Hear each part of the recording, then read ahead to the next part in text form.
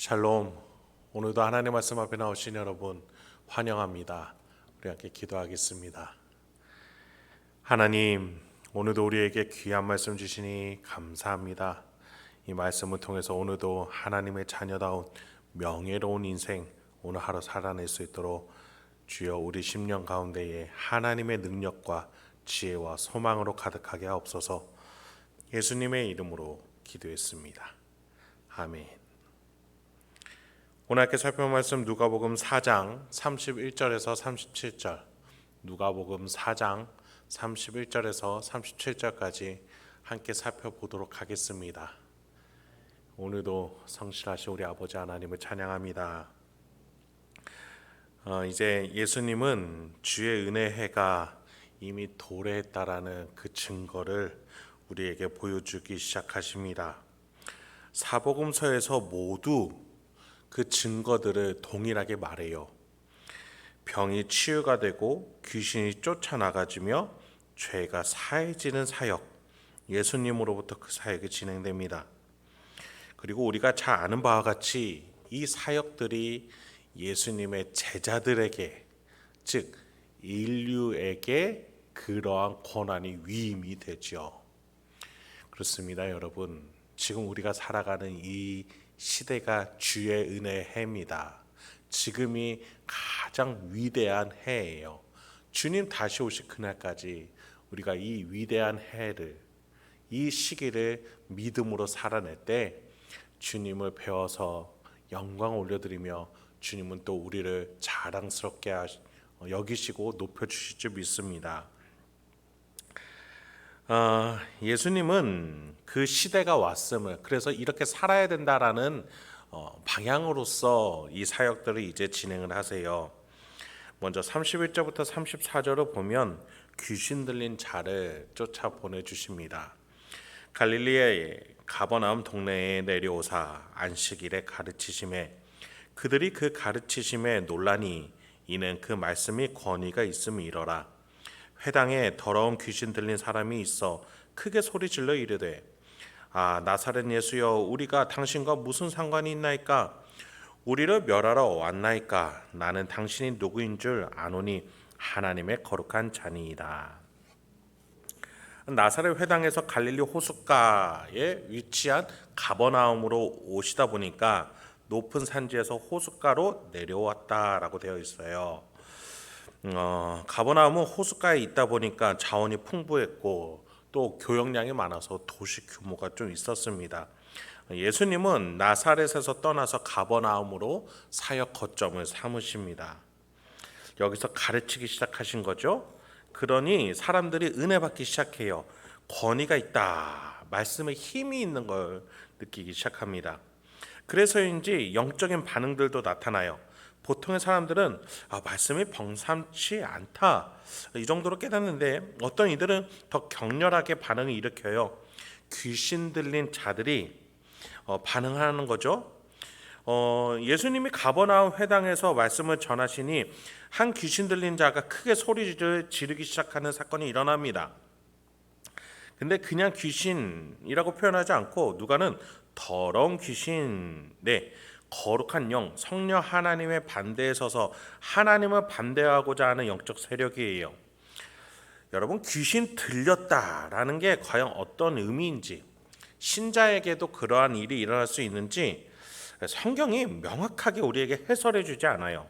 중요한 것은 여러분, 귀신 들려서 눈이 돌아가고 침을 물고 간질병과 같은 경련이 일어나는 이런 현상이 중요한 게 아닙니다.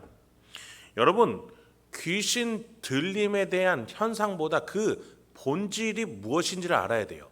성경은 어떻게 보면 귀신 들린 현상보다 그 본질적인 내용이 무엇인지 창세기에서부터 알려줍니다. 하나님이 천지를 창조하시고 아담과 하와를 높이셨고 나서 바로 등장하는 사건, 창세기 3장에서 사단이 뱀을 사용해서 아담과 하와를 하나님께로부터 떨어뜨리기 위해 거짓말하는 그 사건입니다. 그것이 바로 귀신 들림의 본질입니다. 귀신이 하고 마귀가 하고 사단이 하는 우리를 향한 활동의 본질적인 방향이에요. 하나님으로부터 우리를 떨어뜨리는 것이죠. 그 일을 위해서는 거짓말을 비롯해서 온갖 현혹과 유혹으로 우리를 공격합니다. 창세기 이후로 계속해서 인류는 그래서 죄를 반복하고 죄에 묻히게 되죠. 하나님이 높여줬던 아담의 지위가 얼마나 처참하게 곤두박질 치는지가 바로 성경에서 우리의 죄에 억압된 역사 아니겠습니까? 그런데 예수께서 이 땅에 오셔서 마귀를 물리치심으로써 아담이 잃어버린 지위를 인류가, 인간이, 인성이 다시 그 지위를 되찾을 수 있게 됐다. 그것이 바로 예수님이 지금 귀신을 떠나보내시는 그 사역의 의미인 것이죠. 여러분, 귀신 들린 자가 오늘 본문 속에서 예수님께 나타나서 뭐라고 합니까? 우리를 멸하려 왔나이까? 이게 무슨 소리예요? 우리 이제 끝입니까? 라고 말하는 거예요. 그걸 왜 예수님께 말하죠? 여러분, 사단 마귀 권세는요, 하나님의 손 안에 있습니다. 하나님의 허락지 아니하시면 인류를 공격할 수 없어요. 욥이 시험 당할 때를 한번 보십시오. 하나님이 허락하는 영역 안에서만 사단은 욥을 건드릴 수 있었어요. 해할 수 있었죠. 여러분, 이 세상에 있는 악의 세력은 하나님의 허락 없이는 결코 움직일 수가 없습니다. 베드로후서 2장 4절에서 베드로는 하나님이 범죄한 천사들을 용서하지 아니하시고 지옥에 던져 어두운 구덩이에 두어 심판 때까지 지키게 하셨다. 가둬놓으셨대요.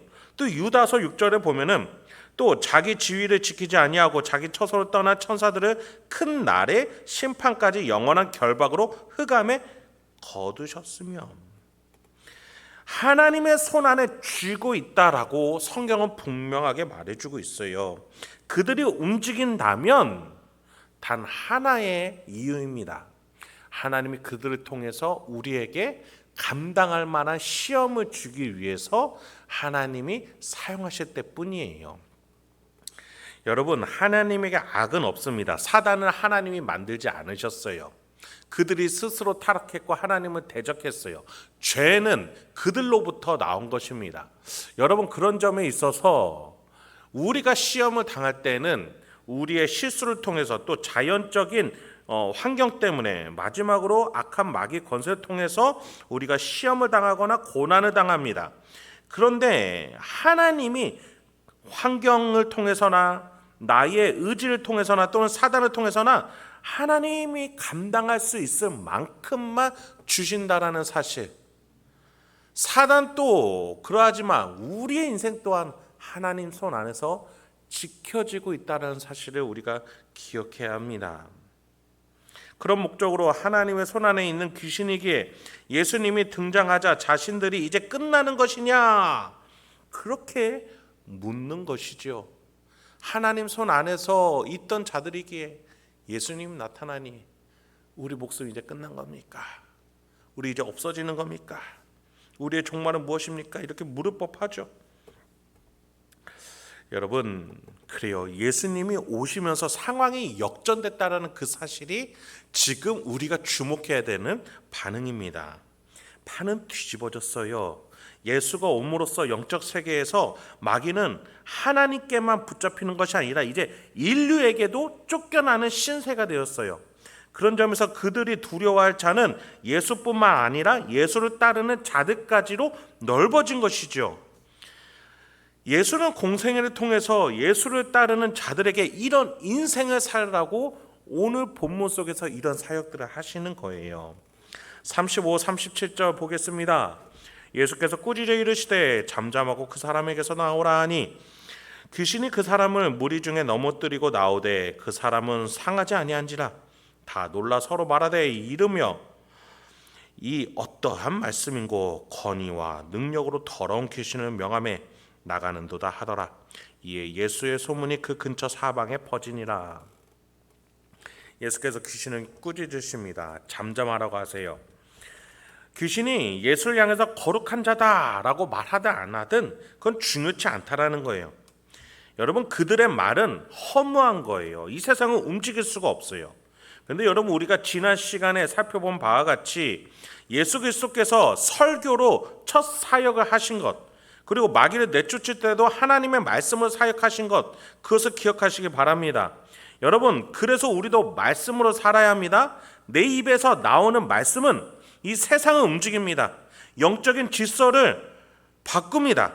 그래서 하나님 나라의 원리, 선언, 선포, 그 속이 하나님 말씀으로 운영된다는 사실을 기억하면서 내 입에서 하나님의 원리를 말하는 것, 내 입에서 하나님의 말씀을 선포하는 것이 중요하다라고 말씀을 드렸어요. 왜요? 여러분, 귀신은 아무런 지위가 없어요. 그런데 우리는 하나님의 대리 통치자요, 자녀예요. 그래서 우리가 무엇을 말하는가가 중요합니다. 귀신이 예수를 향해서 거룩한 자의 신이다. 그런데 예수는 잠잠하라라고 하셨어요. 그런데 우리가 주 예수 그리스도를 구주로 영접하고 그것을 고백하고 시인하는 자들은 구원을 얻을 것이다. 여러분, 우리의 입술의 말은 그렇게 영적인 원리와 지형을 바꿀 만큼 우리가 무엇을 고백하고 시인하는가는 중요합니다. 그래서 여러분, 지금 내 입에 입술에서 무엇이 나오는지를 보셔야 돼요. 한탄과 질투와 시기와 욕설과 탐욕, 불신앙입니까? 아니면 믿음과 소망과 기쁨과 지혜와 인내와 격려와 화목을 위한 것입니까? 하나님 나라의 원리에 근거한, 하나님의 말씀에 근거한 우리의 입술의 움직임이 이 세상을 바꾸며 하나님이 기뻐하신다라는 사실을 기억하시기 바랍니다. 잠잠하라는 예수의 명령에 귀신은 그 사람에게서 떨어져 나갑니다. 그 사람을 넘어뜨리지만 몸을 상하게는 할 수 없었습니다. 이 광경을 보고 사람들은 예수께 말씀이 있다, 공인이가 있다, 능력이 있다라고 말하게 됩니다. 그러나 여러분, 지난 본문에서 살펴봤듯이 그들의 마음은 여전히 편견과 선입견이 남아 있었습니다. 이 광경을 본 것만으로는 그들의 마음은 편하지 않을 겁니다. 그들은 자기가 죄인인 것을 고백하지 않는 이상 예수가 이 땅에 베풀어 주신 말씀, 기적, 표적을 유익함으로 받지는 못할 거예요. 여러분, 이 말씀 속에서 우리가 묵상하고 기도할 줄 알아야겠습니다. 과연 나는 어떠한 지위에 서 있는가? 내가 회복해야 될, 내가 얻어내야 될 지위는 무엇인가? 여러분, 악한 세력은 인류를 공격하고자 하지만 하나님의 자녀는 결코 상하게 할 수 없습니다. 공격한들 하나님 손 안에서 보호받으며 당하는 공격이기에 감당할 만하고 피할 길이 있으며 하나님이 우리에게 오히려 지혜와 능력과 믿음을 주시기 위한 고난이요 공격임을 기억해야겠습니다.